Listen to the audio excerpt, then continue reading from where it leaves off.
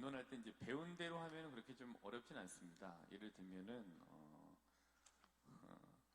우리는 죄인입니다. 그러니까 하느님의 자비에 우리를 던지십시오. 그리고 성체조배 안에서 하느님을 만나십시오. 왜 그게 안 됩니까? 고해성사를 보세요. 고해성사에 들어가서는 위안이나 위로를 받으려고 들어가는 게 아닙니다. 우린 죄인이기 때문에 하느님께 죄를 고백하러 들어가는 겁니다. 죄를 고백하십시오. 라고 편하게 얘기해 드릴 수 있어요.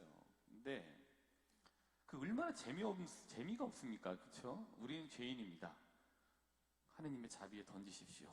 예. 거룩하게 그렇게 얘기를 할 수가 있죠. 근데 제가 지향하는 강론은 그렇게 할 수 있지만 제가 지향하는 강론은 연역적으로 딱 명제를 걸어놓고 우린 죄인이다. 그렇기 때문에 이렇게 해야 된다라는 게 제가 지향하는 강론이 아닙니다. 저는 귀납적으로, 귀결적으로 이러저러한 다양한 소재를 가지고 쭉 가서 이래서 우리가 죄인이라고 하는 게 이러이러한 점에서 이럴 수 있겠구나라는 거를 생각하실 수 있는 생각 거리를 던져드리는 게 제가 지향하는 강론입니다. 쉽게 할 수 있어요. 예. 묵주기도 바치십시오. 예. 빛의 신비, 고통의 신비, 환희의 신비, 영광의 신비. 이 묵주기도 하나하나 돌린 거는 하느님의 맥박과 우리의 맥박이 일치하는 겁니다.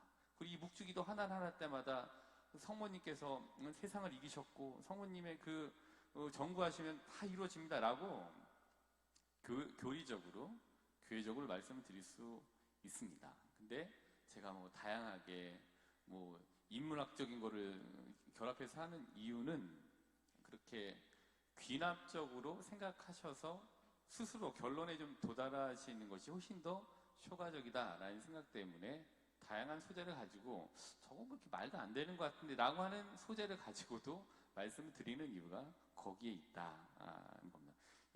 이거 제가 그냥 대충 하는 것 같지만 그렇지 않다. 아침 시간 온통 여기에 바친다라는 거를 미리 말씀을 드리고 싶습니다.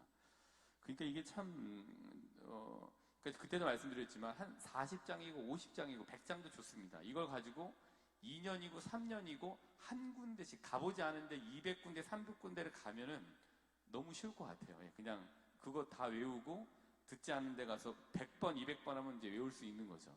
근데 이거 지금 365일에서 360일은 강론해야 되는 건데 1년 동안 360개 소재를 끌어다가 한다라는 게 신변 잡기적인 소재를 다 끌어다 할 수밖에 없어요. 그래서 제가 창피하지만 강론의 폐해는 창피하지만 본인의 과거를 들춰야 된다. 예. 꺼지만 소재를 위해서. 그리고 다양한 소재를 다 써야 된다. 수녀님 가끔 도마 위에 올라오실 수밖에 없고 또 봉사하시는 분들 도마 위에 올라오실 수밖에 없고 그 다음에 제가 하는 거 별것도 아닌데 별거인 것처럼 포장해갖고 내놓을 수밖에 없는 게 강론입니다. 제 강론을 그렇게 연역적으로 딱 명제 걸어놓고 이렇다라고 말씀드린 게 아니라 명확하게 말씀드리려고 하되 귀결적으로, 귀납적으로 좀 결론에 이르실 수 있게 만들기 위한 것이 저의 지향점이다 라는 것을 미리 말씀을 드리고 그래서 오늘 드리려고 하는 이 강론의 소재는 말도 안 되는 것 같지만 내가 생각해보고 귀결에 이뤄야 되겠구나 라는 소재로 좀 이렇게 삼으시면 좋겠다라는 의미에서 이렇게 말씀을 이 소재를 말씀드리는 이유가 여기 있다라는 것을 얘기해 드리기 위해서 먼저 강론에 대해서 조금 말씀을 드렸습니다. 이제 일전에 한번 말씀드리나 하여튼 기억이 잘 안 나요. 왜냐면 소재가 맨날 나와야 되니까 중복되는 소재들도 있어요. 예. 근데 이건 말씀드렸나 모르겠는데 오늘의 소재는 거울이에요. 거울을 갖고 말씀드립니다. 한번 입장 바꿔놓고 한번 거울 갖고 한번 여기 나와서 20분 동안 한번 떠들어 보시면 좋겠다 이런 생각이 좀 들기도 합니다. 예. 거울을 갖고 얘기를 해야 되는데 제가 힘들다라고 토로하는 게 아니라 좀 그냥 말씀드리는 겁니다. 그러니까 우리 거울, 인간은 거울 앞에 서는 거 좋아해요. 거울을 보는 거 좋아해요. 수십 명이 가도 이제 어떤 건물에 비친 자기의 모습을 귀신같이 찾아내요. 인간은 자기를 굉장히 소중하게 생각하기 때문에 그렇습니다.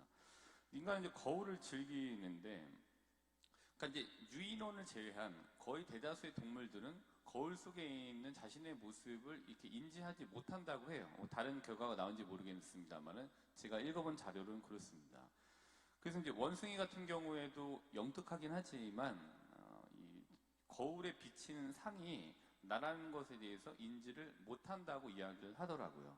근데 반면에 그러나 침팬지나 이제 오랑우탄 같은 경우에는 이제 이 침팬지나 오랑우탄이 자고 있을 때 얼굴에 낙서를 해갖고서 거울을 이제 깨고 났을 때 거울을 이렇게 비춰주면은 거울에 비친 자기 모습을 보고 이제 이렇게 자기 얼굴에 된 낙서를 이제 지운다고는 제가 읽어봤습니다.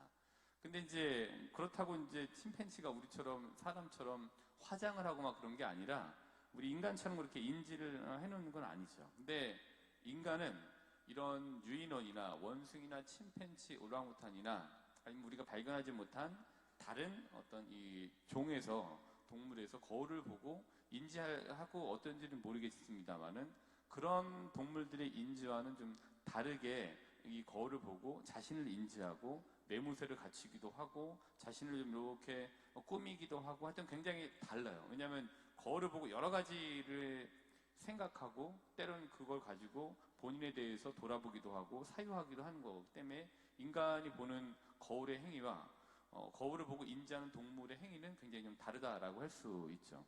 그런 맥락에서 이제 거울이 상징하는 바를 두 가지를 말씀을 드리려고 합니다. 첫 번째로는 우리가 이제 거울을 통해서 볼 수 있는 것은 반성과 성찰이라고 볼 수 있습니다. 그래서 반성이라는 게 그렇잖아요. 이거 이제 말씀드린 걸로 기억이 나는데 반성이나 성찰은 그러니까 자신의 모습을 제3자적인 시각에서 보는 거죠. 내가 오늘 이거가 좀 나랑 분리가 돼서 한번 보는 거죠. 내가 이러이러한 행위를 했는데 또 이러이러한 말을 했는데 이게 과연 괜찮았던 건가? 그 내가 배워왔던 교리라고 하는 기준과 또 내가 익혀왔던 인간 관계에서의 어떤 룰에 있어서 내가 과연 이것이 거기에 괜찮았는지 아니면 피해가 가진 않았는지를 조금 띄어져서 제3자적인 시각에서 보는 거를 우리가 반성, 성찰 뭐 이렇게 이야기할 수 있습니다. 근데 이제 사회생활을 우리가 하려고 하면은 잘하기 위해서는 어떤 그 두 가지 이제 괴리를 좁혀야 된다고 이야기를 하곤 합니다. 뭐냐면은 내가 나 자신을 바라보는 모습이 있고 남이 나 자신을 바라보는 모습이 있는데 내가 나 자신을 바라보는 모습만 강조하면서 남에게 그거를 강조할 수는 없거든요. 그럼 사회생활이 안 되는 거잖아요. 그걸 가지고 꼰대니 아니면은 사회 부적응자니 아니면은 외골수니 고집불통이네 이런 얘기를 하는 것이 자기가 자기 자신을 바라보는 자신의 모습만 그리고 이제 이렇게 내어놓고 거기에 남들이 맞추기를 바라고 이건 나는 뭐 내가 틀리지 않았다라고 생각하는 그런 이제 이 고집이 있으면은 이제 관계하기 굉장히 어렵잖아요. 근데 이제 남이 바라보는 나의 모습이 그렇다면 내가 이 반성이라고 하는 거를 통해서 그렇게 하면 안 되겠구나라는 걸 자꾸 이제 조절을 하는 거잖아요. 조절을 해갖고 그 괴리를 내가 나 자신을 바라보고 내가 나 자신을 사랑하는 모습 그런데 남이 나를 바라봤을 때는 이 모습이 자신들하고 어울리기가 굉장히 어렵고 이게 굉장히 부적합하다라는 게 있으면은 사회화를 통해 갖고 이 괴리를 좁혀나가면서 사회생활이라고 하는 이 군집 생활을 해나가는 게 잘해나가게 되는 거죠. 근데 그게 괴리가 안 좁혀지면은 그냥 혼자 살아야 되는 거죠. 그래서 우리가 이제 성찰을 하고 반성을 통해서 제3자적인 입장에서 나 자신을 바라본다는 거는 마음의 매무새를 다시 잡는 거다. 그리고 이 괴리를 좁혀 나가기 위한 하나의 이제 과정을 우리가 반성과 성찰이라고 할 수 있게 되는 것 같습니다. 거울은 그런 것 같아요. 우리가 3자적 입장에서 나를 바라보는 거는 거울을 보는 것과 마찬가지라고 볼 수 있죠.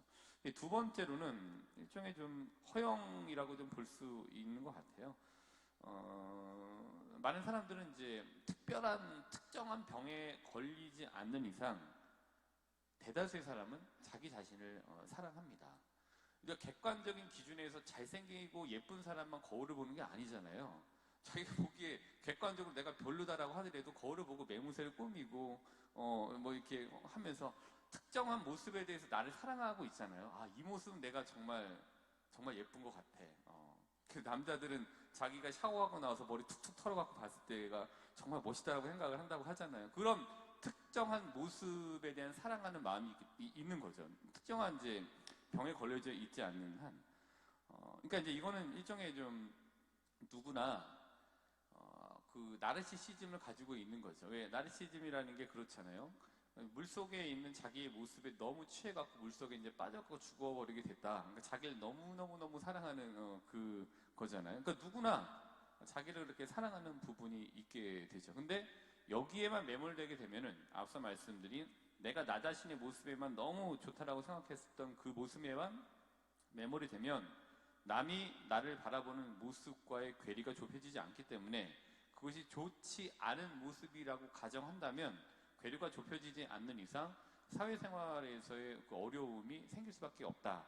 그리고 거울이 상징하는 바는 반성과 성찰, 그리고 괴리를 좁히는 거고, 그 다음에 두 번째로는 내가 나를 너무 사랑하게 되는, 사랑해야 되지만 내가 나 자신의 모습에 매몰돼서 바라보게 되는 허영을 상징하는 것이 거울이라고 볼 수 있게 볼 수 있는 것 같습니다.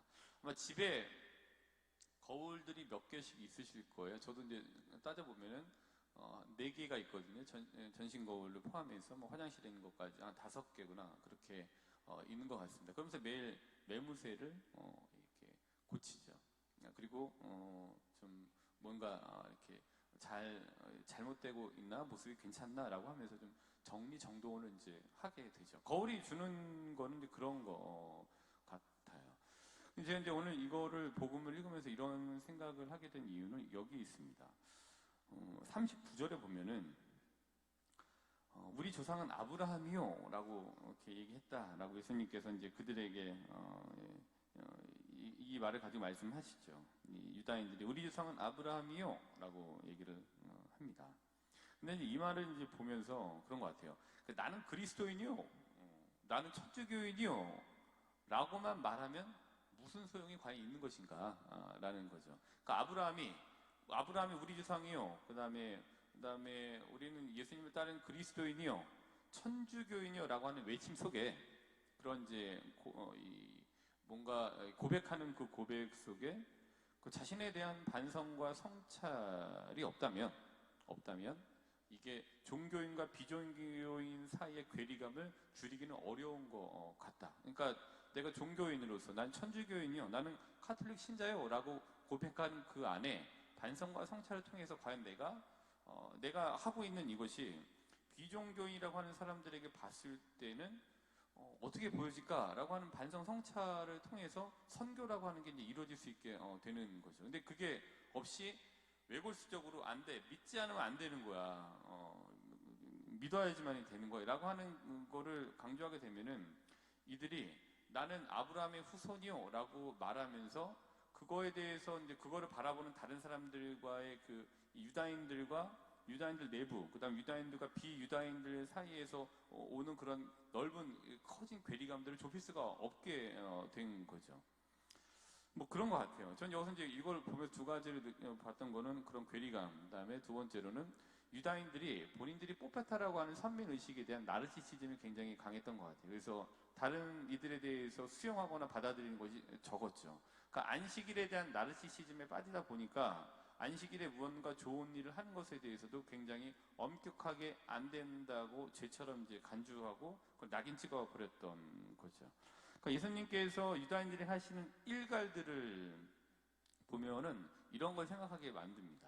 앞서 말씀드린 바와 같이 내가 하느님께 우리 민족이 선택되었다라고 하는 그 선민의식에 대한 나르시시즘에 대해서 좀 벗어나야 되겠다. 벗어나야 될 필요가 있었다. 그걸 벗어나도록 지금까지 그들이 해왔던 것에 대한 반성과 성찰을 한번 해봤어야 되고, 그거를 율법학자들이나 바리사이들과 같은 정신적으로, 종교적으로 어떤 가이드라인을 제시해준 이들이 반성과 성찰을 유도해보고 또 연구해봤어야 되겠다라는 생각을 해보게 됐고요. 그래서 이제 이거는 예수님께서 유다인들에게 했던 일갈은 하느님과 또 죄인이라고 특징 지워진 이들 사이에 만들어진 괴리감, 거리가 있잖아요. 그 괴리감과 또 나는 죄인이 아니고 당신이 죄인이요, 나는 멀쩡하오, 당신이 겪게 된 그 고통은 당신의 죄 때문에 그런 것이요 라고 생각하는 괴리감에 대해서 반성과 성찰을 좀 하면서 그 괴리감을 좀 좁혀보라 라고 하는 게 예수님의 여러 가지 본문에서 등장하는 일갈이 가져다 주는 특징인 것 같다는 생각을 하게 됩니다. 근데 이와 관련해서 우리가 사도행전 10장 9절부터 16절 한번 보시면은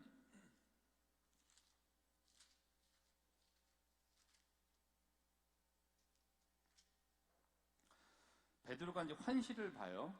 그래서 이제 기도하러 이제 옥상에 올라갔죠. 정오쯤에. 그래서 이제 배가 고파서 무엇을 좀 먹고 싶어 하였다.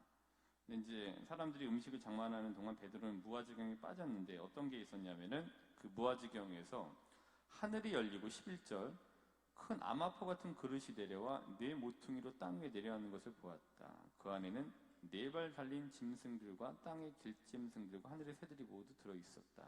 그때 베드로야 일어나 잡아먹어라 라고 했더니 베드로가 이제 어떻게 했냐면은 주님 절대 안 됩니다. 저는 무엇이든 속된 것이나 더러운 것을 한 번도 먹지 않았습니다.